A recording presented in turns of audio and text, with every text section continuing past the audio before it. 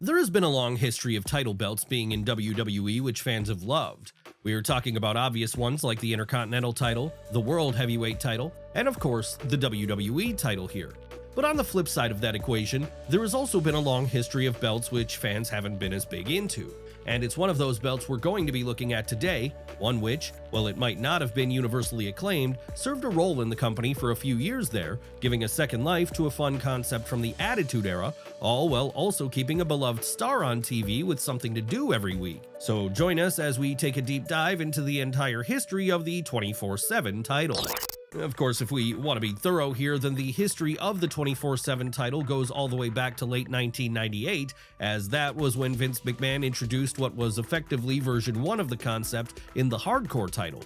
What was the Hardcore title? Well, it was a belt which was defended under hardcore rules, with this meaning that, in keeping with the edginess of the times and the overall ECW effect on wrestling back then, matches often took the form of weapons-laden, often bloody brawls.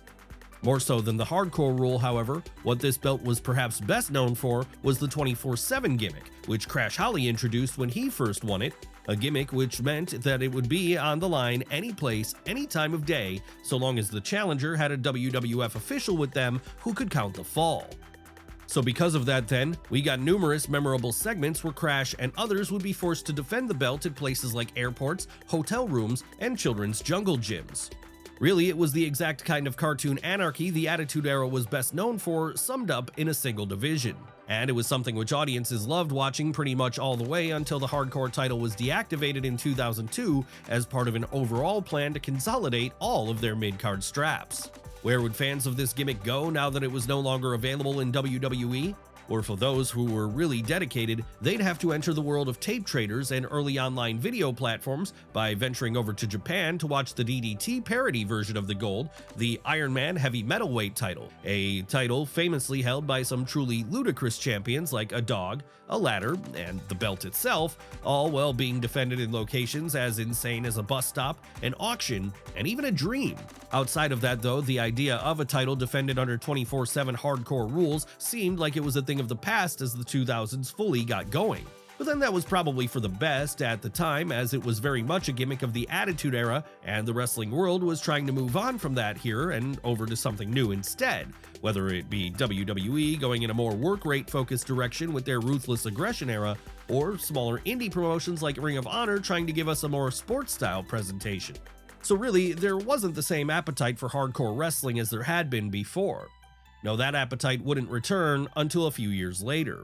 Even when it did though, WWE still wouldn't bring the hardcore title back. Why was this? Well, that's hard to say, but it's likely Vince McMahon just didn't see the same value in it as he had done before. And this would be true all the way up until 2019, as by all accounts it wasn't actually his idea to do what happened next. Of course, whose idea it was varies depending on what story you believe.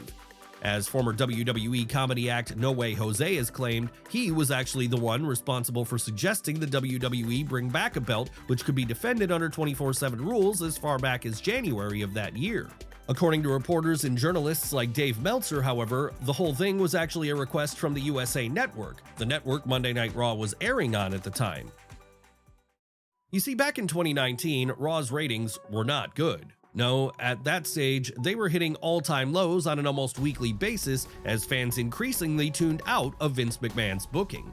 So in an effort to boost ratings then, as the story goes, executives at USA had asked WWE to bring back a gimmick which had worked for them in the past. But whether it was the network or someone else who suggested the idea isn't really that important. What's really important is that on the May 20th, 2019 episode of Raw, after much rumor mongering, WWE would formally introduce a new belt, one which would be defended under those old 24/7 rules. Unfortunately though, when this reveal happened, it would be met with a fair bit of criticism by fans both in attendance and watching on TV. Why was that? Well, part of the reason seemed to be that when Mick Foley came out to introduce the new gold, everyone assumed he was bringing back the classic hardcore title. After all, he was the inaugural holder of the belt and the man then physically in possession of it. But this was not what Mrs. Foley's baby boy was there to show fans that evening. Rather, he was there to show them the 24/7 title. And what a belt this was. Hell, such a garish design did it have, many quickly took to labeling it as one of the ugliest titles in memory. Obviously then, this was a bad start for the idea of bringing back the hardcore division in an attempt to spice up Raw once more, as the look of the title aside, it wasn't what fans really wanted. No, even if the rules the 24/7 title were to be defended under were effectively the same as those the hardcore title had been defended under, with it being up for grabs any place and any time so long as a referee was there to count the fall, what the audience seemed to want above all here was the nostalgia of seeing the old belt again. Still, even if it wasn't that old prize, it was in the spirit of what had come before, so the audience watched on as from there, a unique situation was put in place in order to determine who the inaugural champ would be. What would this situation be? Well, after unveiling the belt, Mick Foley laid it down in the ring and proclaimed that whoever could come out from the back and get it first would be the holder of it.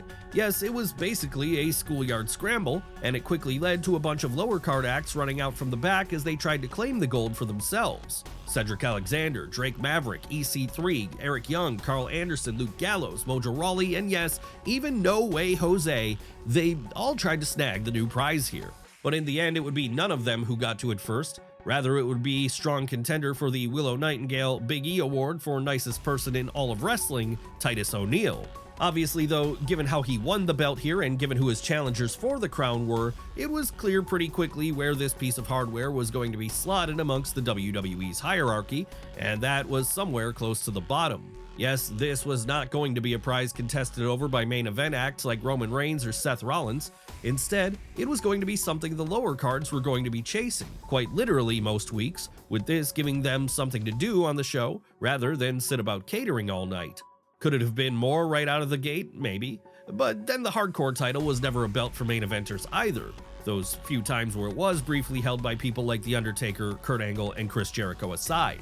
No, that was always more of a lighthearted aside on the show, so it was fitting that the 24/7 title would follow on in the same trajectory then, as it was very clearly a spiritual successor to what had been started all the way back in the winter of 1998, when Vince McMahon awarded a smashed-up version of the old Winged Eagle belt to Mankind. And now that it was established, where would it go next? Would Titus O'Neil embark on a lengthy Bruno Sammartino-esque run on top? Well, not quite. No, in keeping with the spirit of the hardcore title, and in the spirit of the 24 nature of defenses, meaning champions were often going to be taken by surprise, title changes would happen thick and fast, even more so than the original prize in fact. Yes, in many ways, what followed was the hardcore title on acid, as the Looney Tunes-esque antics were turned up to 11. Really, if anything, this felt more like an American version of the aforementioned Iron Heavy Metalweight title than it did the hardcore title version 2. So because of that then, we'd have a situation where Titus didn't even get out of the ringside area and to the back where he could celebrate his big win before he dropped the gold. Who would be the person who took him by surprise on the entrance ramp here? Well, that would be the second champion, Bobby Roode. But even he wouldn't be the one leaving with the gold that night. No, fully setting the tone for what was to come here, as he was getting in his car to leave the arena later on, the Canadian would be jumped by the man who'd soon become most commonly associated with the title, R-Truth. And after R-Truth was able to get a hold of the gold, things were about to get moving for the 24/7 title, as the division suddenly had its ace.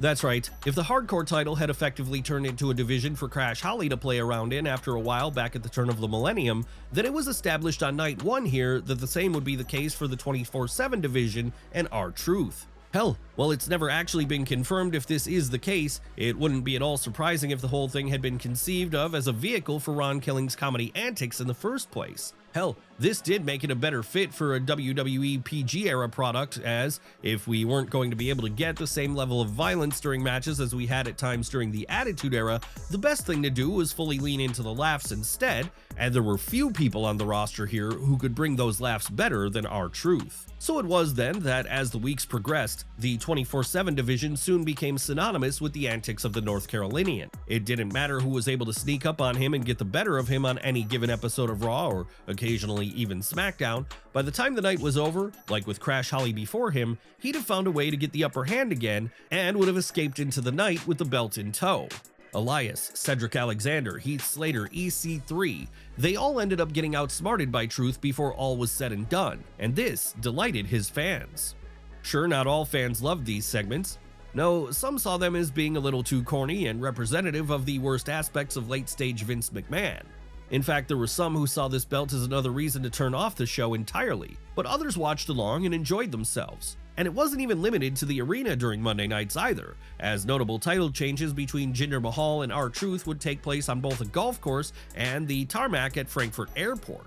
Of course, perhaps the most notable strange arena for a title change to take place here, though, would be at the actual wedding of Drake Maverick and Renee Michelle. How did this one come about? Well, after realizing his career in WWE was fast going nowhere, the former rock star Spud saw this as an opportunity to give himself something to do on screen. So after presumably discussing it with his wife-to-be, he agreed to let the cameras in on his special day, as after having beaten Truth for the gold not long before, Ron was able to disguise his way into the wedding and get the title back right there in the hall where the ceremony had taken place. Clearly then, the message here was simple.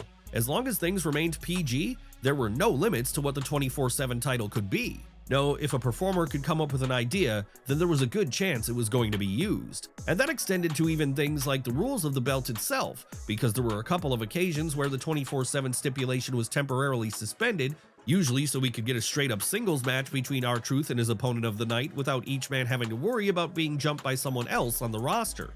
Hell, it wasn't just anything that could happen with this piece of hardware. No, anyone could happen too. And that became apparent when, on the July 22nd, 2019 episode of Raw, Pat Patterson pinned Drake Maverick for the gold, and in the process became the oldest holder of any title in WWE's history, as he was 78 at the time. Of course, the person who held the belt immediately after him wouldn't be much younger, and we say that because after a dareful bit of camera trickery obscured the fact Pat wasn't able to take a bump at this point in his life, he'd be pinned by his old friend and fellow stooge, then 74-year-old Gerald Briscoe. But even he wouldn't be the last person to win the 24/7 title on this particular episode of Raw, an episode which was built around a Legends Night reunion. No, before all was said and done, Briscoe would be pinned by Kelly, who'd be pinned by Candice Michelle, who'd be pinned by Alundra Blaze. And after that, in a callback to her infamous debut on Nitro decades prior, she threatened to throw the belt in the trash, all before she was ultimately paid off by the $1 Million Man Ted DiBiase just to give him the strap instead. But, well, all this was fun, and while it did establish that, like with the hardcore title before it, the 24/7 title was an intergender belt, by the time this episode of Raw was ending, the focus would have been moved back over to the two people who were by then becoming the cornerstones of the division, R-Truth and Drake Maverick. That's right, even though the prize had been very much created for Truth, by now Drake was starting to make quite a name for himself in the division too, as arguably its secondary ace. And this meant that over the weeks which followed on from Raw Legends Night, it would continue to be them who, for the most part, traded it back and forth. Sure, other people would also hold the belt here, people like Mike Kanellis or his, at that point, heavily pregnant wife Maria, a situation which initially left people wondering how WWE were going to get out of a pregnant woman having to get on the ground for a pinfall. Hell, during this period, there was even a co-holder situation when former NXT, Raw, SmackDown, and current AEW World Tag Team Champions The Revival were collectively able to call themselves the Champs. Whenever this happened, though, it would always be short-lived, as before long, Truth and Maverick would have appeared to reclaim their gold. That was until the latter was drafted over to SmackDown in the summer of 2019, meaning he was no longer eligible for the gold, as it was pretty much a Raw exclusive. So now, without anyone to challenge his top spot, R-Truth would go on an even greater tear through the division, taking his number of reigns up to 30 by the time the year was over. And while he was building up this number, he was allowing some celebrities to get in on the fun as well, because aside from just temporarily dropping the gold to people such as Bo Dallas, Carmella, Tamina, the Bollywood Boys, Akira Tozawa, Mojo Rawley, and commentator Mike Rome here, he'd also take part in pre-taped segments where he did the honors for Fox Sports broadcaster Rob Stone, Boston Celtics star Enes Kanter, EDM star Marshmello, NASCAR driver Kyle Busch, and yes, even Santa Claus himself. Hell, so wild would things get, at one point WWE senior account manager Michael Giacchio would briefly win the gold when he pinned Truth for that honor.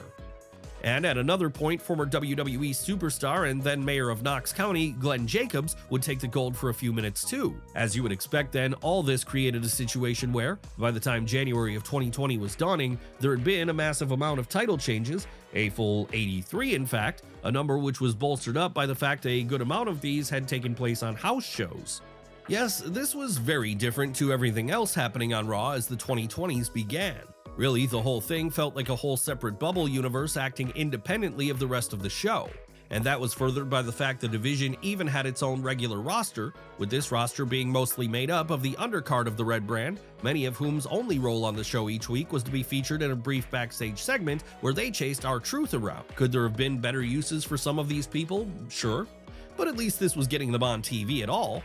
And that would be important because as 2020 got going, the world was going to change in a major way, and people were about to be desperate for anything that would help them keep their jobs. Yes, by the time March came around, we'd all be stuck in lockdown, and this meant no fans were allowed in attendance at shows anymore for the foreseeable future. How did this affect the 24/7 title? Well, with social distancing in place, it made it harder to film skits out in public. As well as that, whenever new champions were crowned over the months which followed, champs such as Riddick Moss, Drew Gulak, Eric, Tucker, Grand Metalik, Lince Dorado, or even New England Patriots player Rob Gronkowski, they do so in front of either the Thunderdome, or in the case of the former football star, an empty warehouse in which WrestleMania 36 took place. Obviously then, for a division which had always struggled to get over with a large section of the fan base, this only made things more difficult, especially as now, with cinematic bouts being the commonplace thing all across wrestling, there was less about the 24/7 title and its cartoon match style which stood out.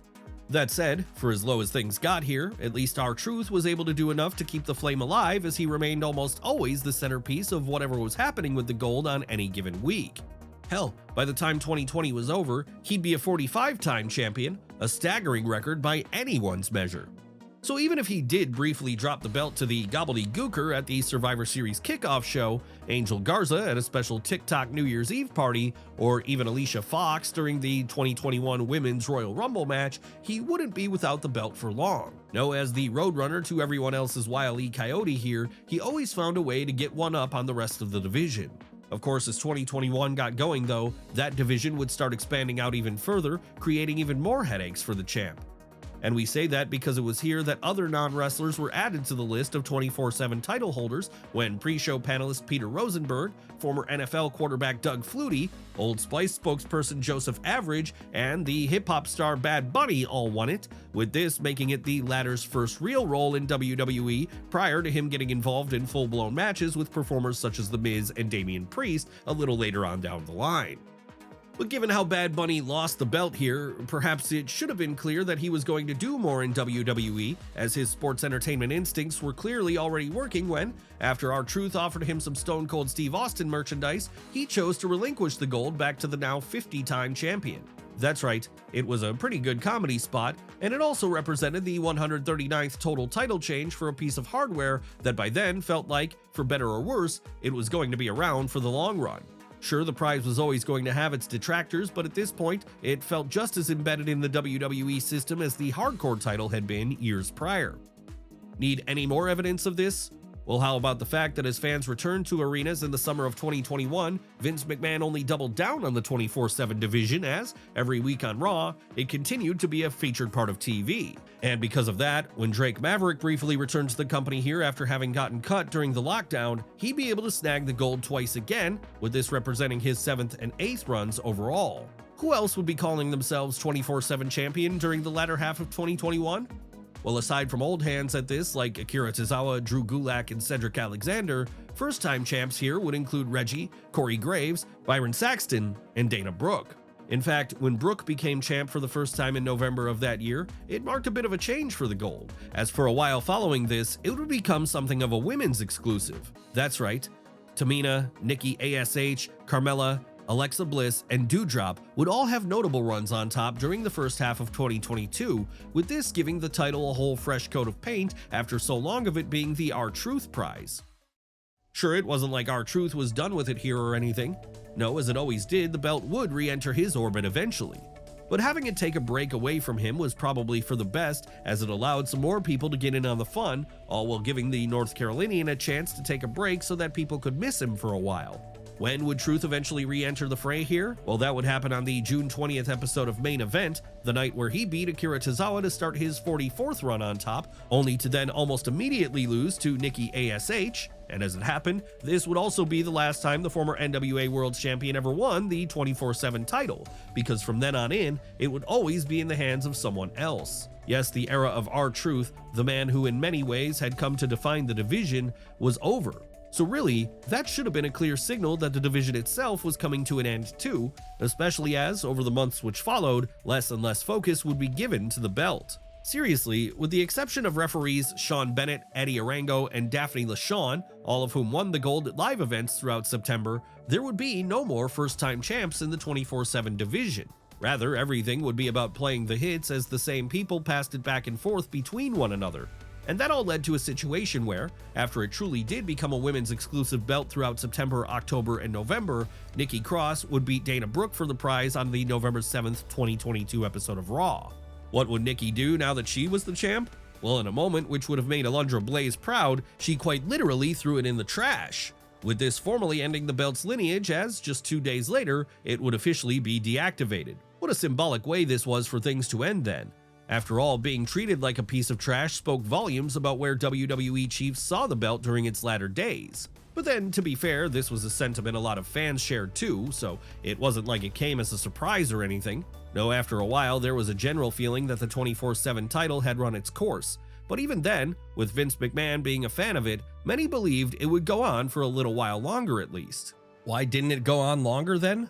Well, by the summer of 2022, Vince McMahon would have been ousted from his company for the first time after the original Wall Street Journal story about Janelle Grant dropped. And this meant that once he was gone, it would be left to Triple H to take up the reins of creative. But while this was good news for most of WWE, it wasn't good news for the 24/7 division, as by all accounts, the game simply wasn't a fan of it and didn't see much value in having it on TV. No, he wanted the company to move away from the latter-day Vince McMahon stylings which had turned so many fans away, something he set about doing as soon as he had the power. And this meant there was no longer a place in the WWE for a comedy prize like the 24/7 title. But even if Triple H didn't like it, the legacy of the gold remains as one which, while it was short-lived, entertained a section of the fan base for as long as it was around. And the way it did that was by bringing back some of the old energy the hardcore strap had brought decades before. Who was the king of the division come the end? Well, to the surprise of absolutely no one, that would be R-Truth, the man who not only held the belt a record 54 times, but who also held it for a record 423 days combined. Then of course there are the unfortunate ones like Tucker, the one who had the shortest reign ever at just 4 seconds. Hell, if nothing else, the 24/7 title has a place in history for being the belt held by the most celebrity outsiders, and for being the only prize Bad Bunny has won in WWE to date. Sure, it might be amongst the least prestigious pieces of hardware the company had ever seen, but that didn't make it any less important to those people when they won it. No, the reality is that not every belt has to be on the level of the WWE title. And let's not forget, as a comedy prize, the 24/7 title also served an important role as, despite what some might have had you believe, funny can draw money. Mick Foley and Kurt Angle will tell you this much. So, to have a belt that was all about bringing the laughs, well, that was just a nice diversion, especially when, throughout a significant portion of its lifespan, the world was going through the worst couple of years in recent memory.